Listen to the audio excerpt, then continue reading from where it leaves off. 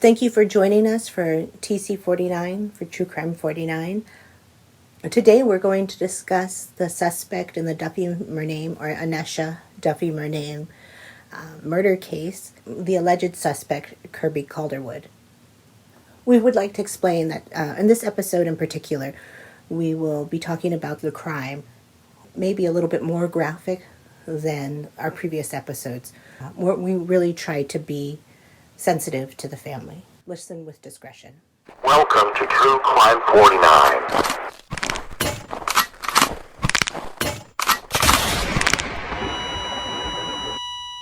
If you may recall, in October of 2019, Anesha Duffy Murnane went missing in Homer, Alaska, and we did 2 episodes on that previously.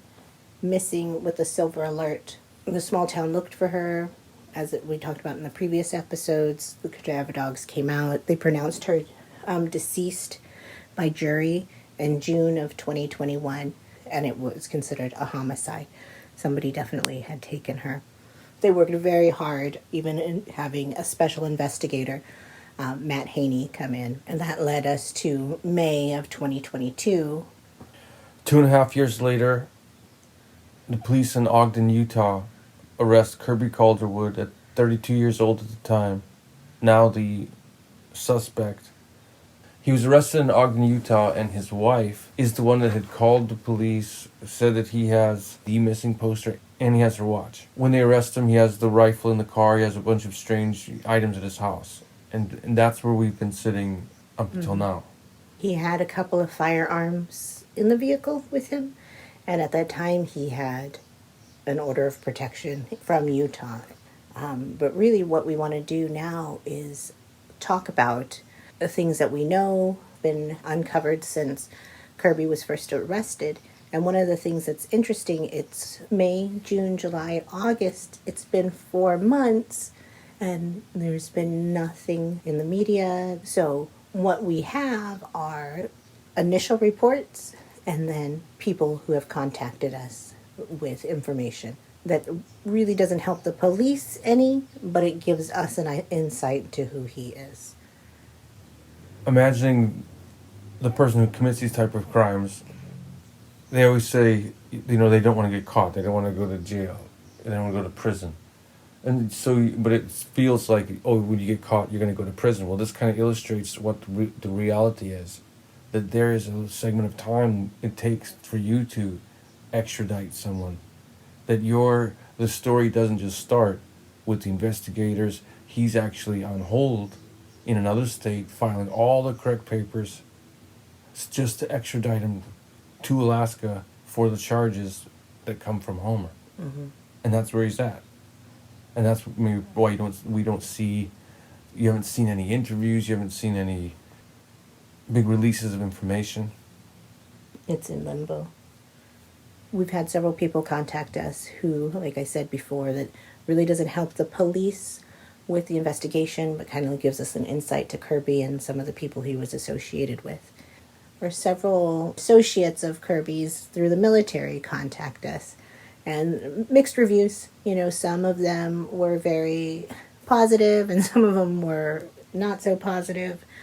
One thing we got cleared up, and thank you for sharing this with us, that Kirby Calderwood was actually a tanker, not just in supply. And his deployment in Iraq was while he was a tanker. And of course they also said that we kind of alluded to that maybe that whatever tying the guy up might have been some sort of camaraderie thing, morale thing, or it wasn't malicious. It was truly kind of a bonding thing. At the time, we just kind of said that it was an interesting picture to show as his Facebook, which has since been deleted, as his photo cover. But that actual photo is of the group of men who crewed up together and were, in Iraq together.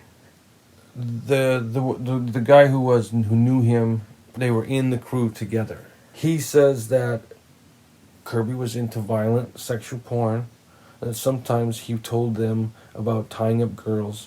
He had never really gave any more solid details. He says they were always vague. A story of he did this thing. but he never really gave any much details. And what the comment that this person makes is, it took them by surprise that that's the person that committed these offenses. But also that they always assumed that when he told these stories, he would tell these stories about tying these girls up and doing things to them. They always assumed that it was consensual, that this was a girl, Craigslist, at that time, however they would hook up, that they assumed, oh, that's what he's into, and he finds girls who are into that as well. Yeah. After this, they didn't. It was hard for them to believe it was the right person, the same person. Mm-hmm. Yeah. No, I agree. Well, actually, I wanted to talk more about some of the people who served with him, but this is actually a really good transition point. We also were contacted by various people who knew partners of Kirby's, present and past ones. And they kind of alluded to the same thing, that, without being too personal and without, making accusations when we don't know, it's all hearsay from somebody else. But the thing is that it lines up. The multiple people, when multiple people come to you with the same story and they have no idea, they've never met each other, they live in separate cities, and they know them from different avenues, in a personal way, in a professional way, and they all use the same wording. You're not going to bet your life savings on it, but it starts to form loosely a picture. Some of those things tie into what you were saying, and that you said maybe on Craigslist, and that the girls did like getting tied up, maybe, and they were dating that way. From some of the things that we got, information we had from people contacting us, they alluded to the same thing, that various partners of his were, the word that came up a lot was disturbed. They were just as disturbed as he was. It kind of lines up with a couple of partners were reported to have disturbing behavior, not just one. It's over the course of 20, at least for the last 3 years or so. And if you look at what one of his friends said, he was in the Army when he was tying girls up, maybe consensually, and that was, but even longer than that, 12 years ago. I think that's an interesting point that ties well with when he tells the new beginnings. He's speaking of being the young man going to the military. Well, I guess to start it off correctly, he's in front of these people and he's giving a presentation. In his social life, he gave a presentation. It's like they, allow people to come up and talk about the things that they, something important to them or something happened to them. There's a theme. And this one, it was new beginnings. Mm-hmm. Almost like stand-up. In the words that he chose, everything that he chose to go up there and say to these people, one of them it's the new beginnings, the story of him getting on the bus and then going to the basic training. He specifically arranges it so that all of the people in the room are listening to him tell a story. This person that we know now likes violent sexual porn and shares it with people in the barracks, in the crew. The person that apparently, it's very, very, it looks to be that he is the absolute suspect. It looks like he did it. This is the type of person, when they go into this meeting, the things that are on their mind, they had immediately places them in the drill. They're being broken down. They're being repressed. It's scary. Mm-hmm. And then he goes into the shower scene where they had to run in the shower, and so by the time he puts the shampoo, and he even goes so far as to say, and look at me, look at my arm. I'm a very hairy person. He's got you imagining him running down the hallway, slipping in front of everybody, including the drill sergeants, and going spread eagle, and he gives motions of like spinning around naked on the ground, I believe, and he even describes their butt sliding against the tile in front of everyone.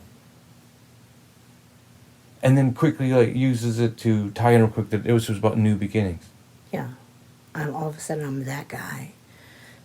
And in hindsight, you're looking at this is the person that possibly did these things. The person that they echo, he likes a violent sexual porn.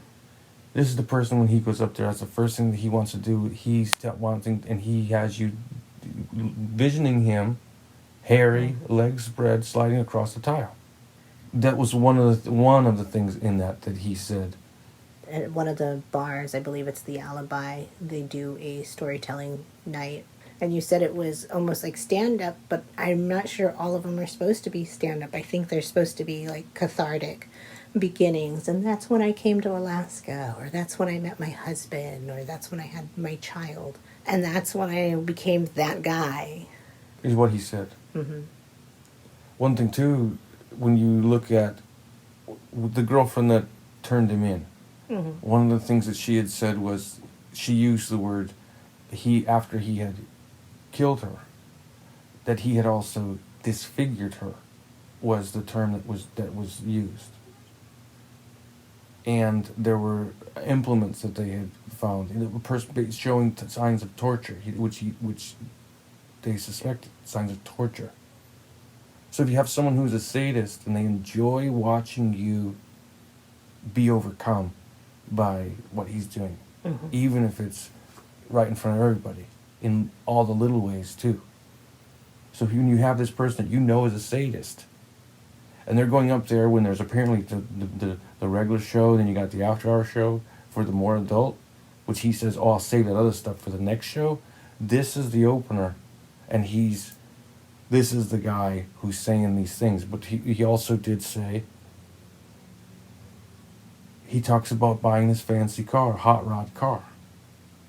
In the New Beginning story session, once he gets to the end of the opener with him sliding down the hallway, then he goes in to describe that when you're alone, there's a bunch of high-charged guys and they're all out there for weeks at a time.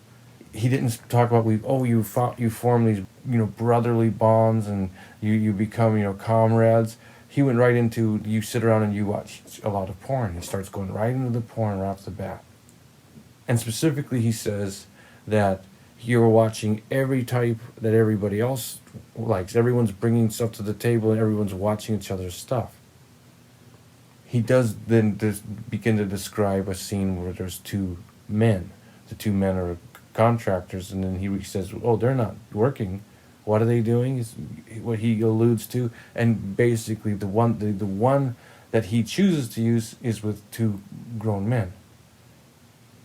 And he even frames it so that it appears that this is what that really traumatized him. It traumatized him going from being a good Mormon kid to having to watch and talk about and over and over again pornography among the guys in the crew. Right after that, he goes into now he's been there a while. He starts to start doing well. He never talks about combat or being in combat. His crew members says, of course, they were tankers and they were deployed in combat. He talks about buying this car with this girl, and they have two kids. They have twins.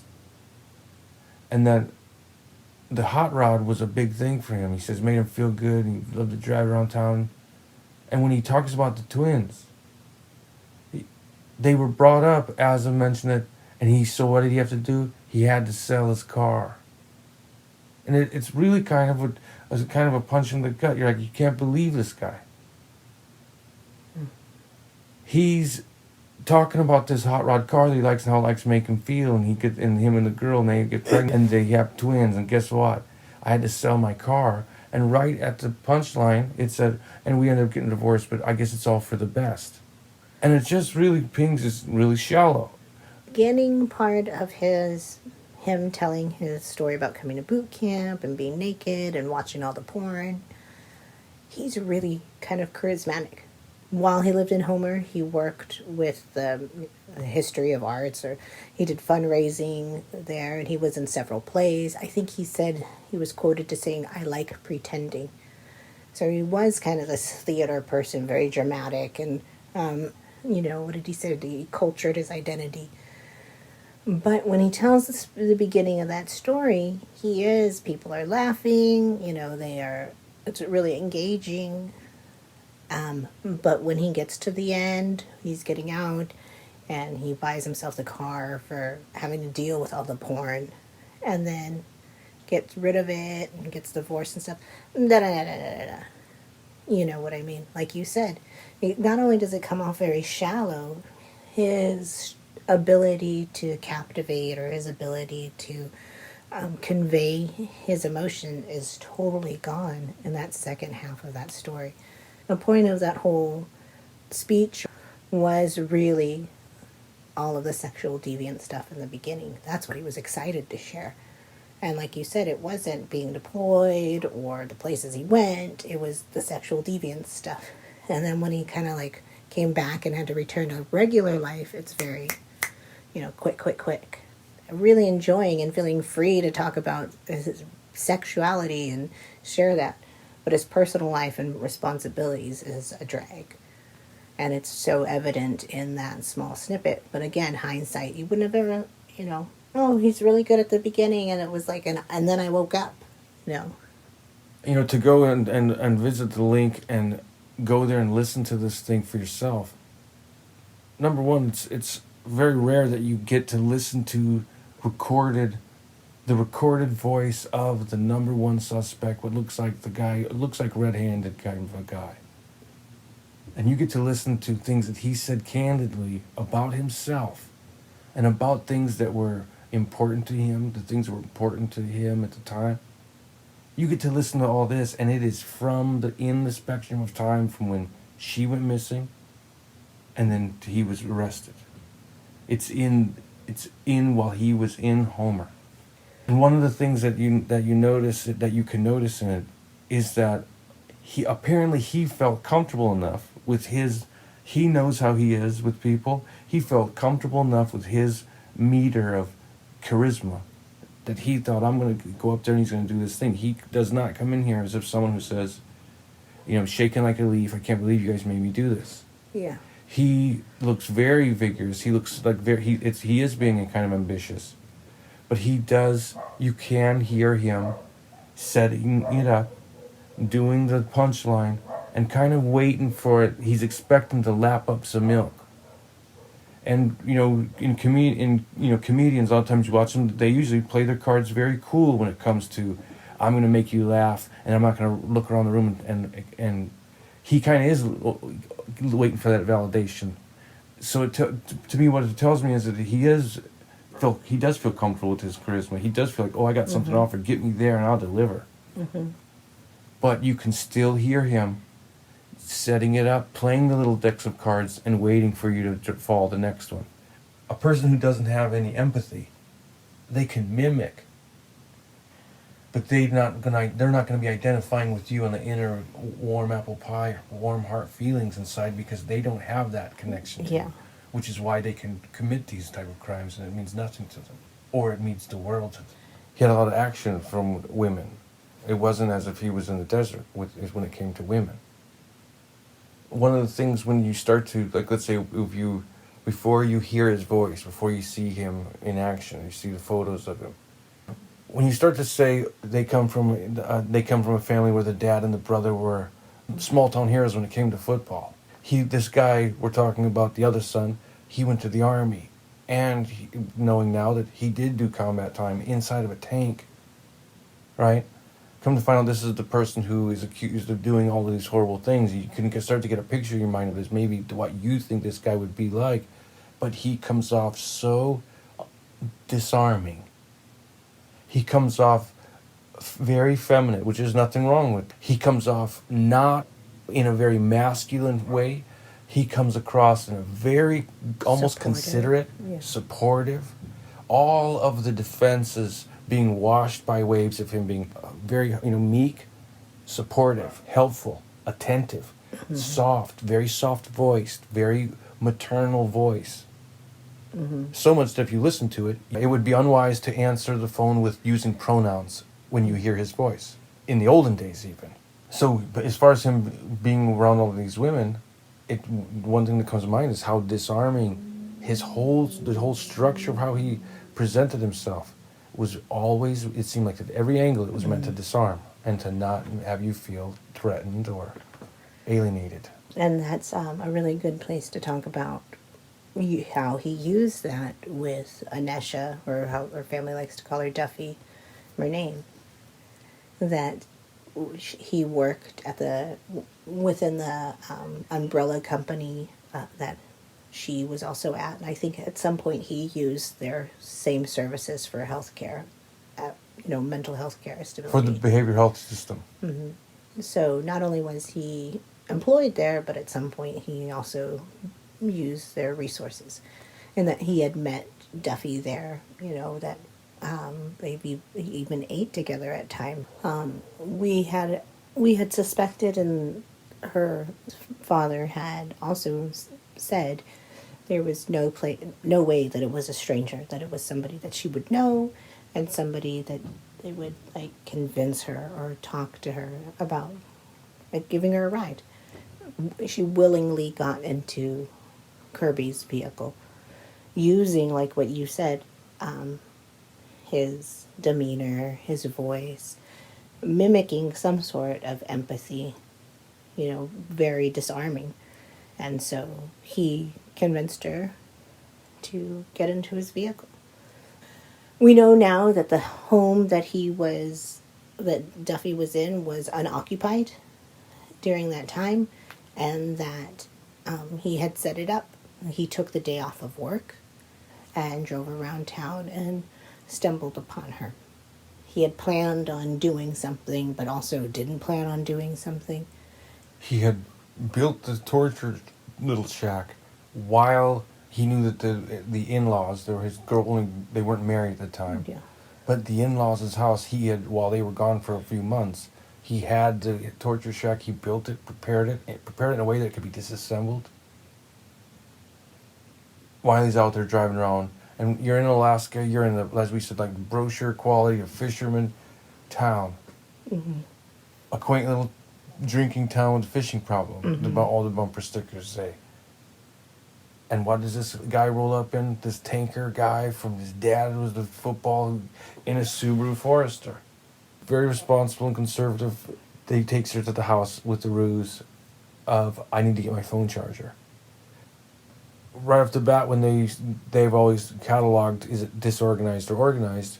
In this case, he's of course organized because he's put all of these things in place to gain proximity, intimate proximity, to where he's not some scary guy coming running out of the woods and she was running away.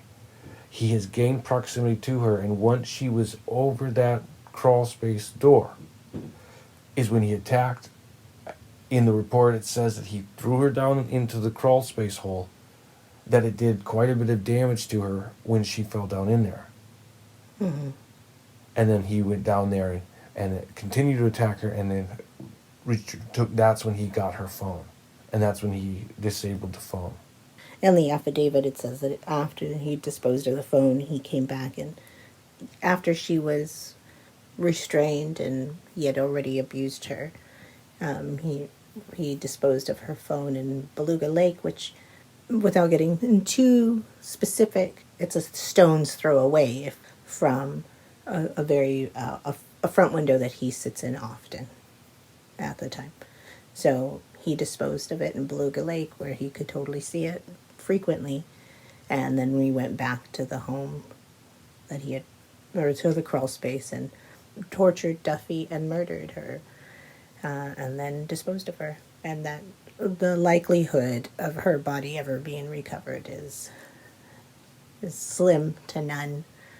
The lady that he was working for at the time, he was a caretaker to, that he was able to watch the dumpster until it was able to be picked up and taken away. And then it also is interesting that you said he's also throwing the phone into a lake that he can watch over and preside over at leisure through the window. Trophies, almost placing them around him. Hopefully that everyone will work together, but it could be complicated more that there's evidence while he was arrested at the house there were the machetes and the knives that had dried blood on them. Once that evidence comes back, is it human? And if it is human, who is it? that would be a case in Utah, starting. So at this point, that would be a good reason why it would take 4 months for them to be where we are today. This episode was recorded before August 17th. And on August 17th, there is a virtual review of extradition that is happening. But in the meantime, he is in Ogden on a $1 million bail. When it's all over, he's not the type of person that is, which has happened before. Guys crying and they're completely drunk and they turn themselves in. I just can't live with myself. I did something last night I never would have thought I did. He's got tampering with the evidence. Mm-hmm. He's out there doing stuff, keeping it close. Yeah. And that's what to me, that's what, if when, thinking about it, how disarming he is. And to think all of the steps that he went through. And when it's all over, instead of him breaking down and realizing what he did, he's tampering with the evidence. When he was arrested, he was driving a van he recently purchased, and it hadn't been registered yet. Even with that, he's using that as an evasive tactic, but he never gets rid of the picture or the watch. The chain of events that would be coming up would be when they say virtual review. I'm assuming it's like a Zoom call. At this point, they'll find out if he's going to get transferred. Usually, when that information, when the extradition happens, you usually have to justify, and it becomes public record why you're extraditing this person from another state. Mm-hmm. At that point, there usually is some very broad descriptions that might have come out during any type of interrogations or the accusations. Yeah, or even corrections to maybe something we know that actually gives us more detail. Yes. And so hopefully there will be a couple of blips of light on the horizon of information that comes out when they take care of this extradition process. Mm. That you might get something then to see any updates or any modifications to what we know already. Mm-hmm. Yeah, so that's definitely something to look forward to. Is what the court proceedings after this will be, and Kirby Calderwood does have a public defender. Anyways, thank you for listening to True Crime 49. We'll keep you posted. Also, please look up Myles Williams on Facebook and donate to Alaska Search, Dive, Rescue, and Recovery.